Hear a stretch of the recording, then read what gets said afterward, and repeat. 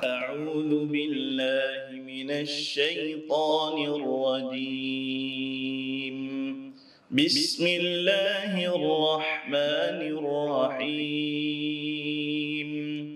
وما من دابة في الأرض إلا على الله رزقها ويعلم مستقرها ومستودعها كل في كتاب مبين.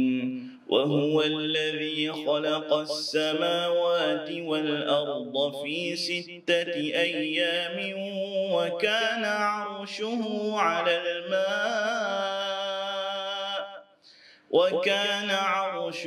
على الماء ليبلوكم أيكم أحسن عملا.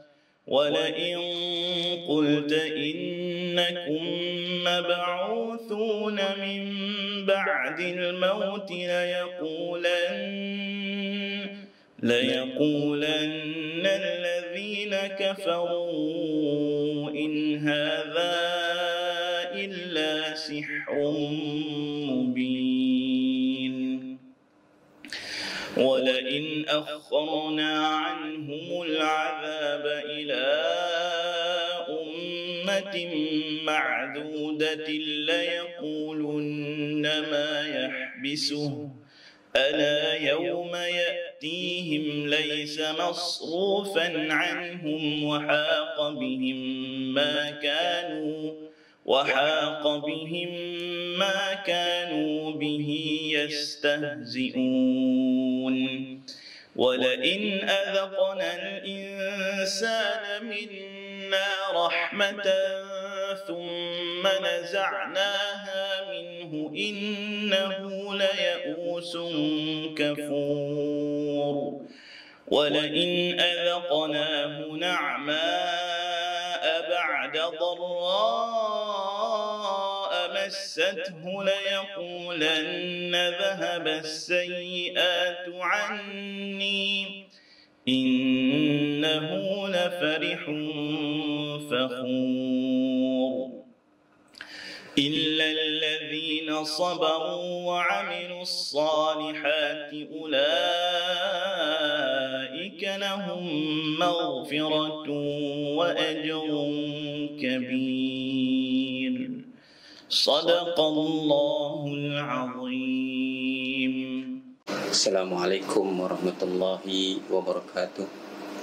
الحمد لله رب العالمين والصلاة والسلام على أشرف الأنبياء والمرسلين وعلى آله وصحبه أجمعين. أما بعد. Jadi Alhamdulillah bertemu lagi kita pada kali ini di bulan Ramadan yang mulia, dan saya akan memberi sedikit tadabbur ayat daripada surah Hud ayat 6 sehingga ayat 11. Seperti mana yang telah dibacakan oleh Qari tadi, ayat ini menceritakan kepada kita tentang di awal ayat 6 ni menceritakan tentang rezeki yang telah Allah Ta'ala tentukan kepada semua makhluk ciptaannya, termasuklah binatang-binatang, termasuklah yang berada di bumi ataupun yang berada di dalam rahim ibunya, yang Allah Ta'ala beri juga rezeki kepada mereka, yakni janin-janin yang sedang membesar di dalam perut ibu mereka. Kemudian Allah Ta'ala ceritakan selepas daripada itu tentang penciptaan langit dan juga bumi, yang Allah Ta'ala sebutkan dia menciptakan langit dan bumi ini hanya mengambil masa 6 hari sahaja. Tempoh 6 hari diperlukan untuk membina langit dan juga bumi. Cumanya sebahagian mufassirin berbeza dalam menentukan hari yang disebutkan ini. Ada yang berpandangan bahawa 6 hari itu seperti mana 6 hari kita di dunia ini. Namun ada satu pandangan yang lain menyebut bahawa 6 hari tersebut ialah satu hari menyamai 1000 tahun di sisi Allah. Jadi kalau 6 hari, maksud dia 6000 tahun lah. Jadi dua-dua pandangan ini adalah pandangan yang mu'tabar. Kalau kita kata 6 hari, dia refer kepada dua maksud tersebut. Dan Allah Ta'ala menyebut selepas daripada penciptaan langit dan bumi selama 6 hari itu, dia menyatakan kepada kita bahawa arash dia di atas air. Jadi ini Allah Ta'ala nak cerita tentang kehebatan ataupun keagungan dia. Bumi yang luas, langit yang 7 lapis ini dicipta dalam tempoh 7 hari sahaja. Dicipta dalam 6 hari sahaja. Dan aras dia berada di atas air, bukan di dalam air tapi di atas air. Semua ni untuk menguji kita, manakah di antara kita yang terbaik amalannya. Jadi semua yang Allah Ta'ala buat ni ujian untuk kita. Satu saja dia nak tengok siapa yang terbaik amalan dia, yang betul-betul ikhlas beramal kerana Allah.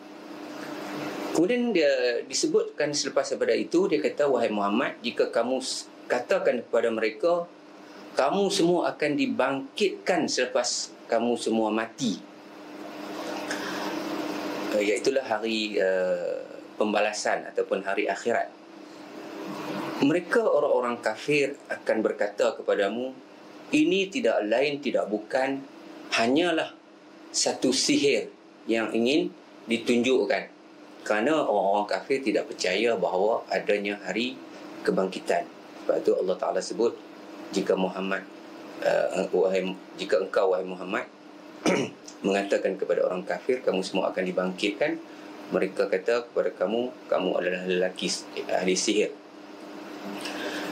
Dan Allah Ta'ala sebut, jika kami lewatkan kepada mereka azab ila ummatin ma'dudah, kepada satu kelompok lain, mereka mengatakan bahawa kenapa ditahan dengan secara memperolok-olokkan.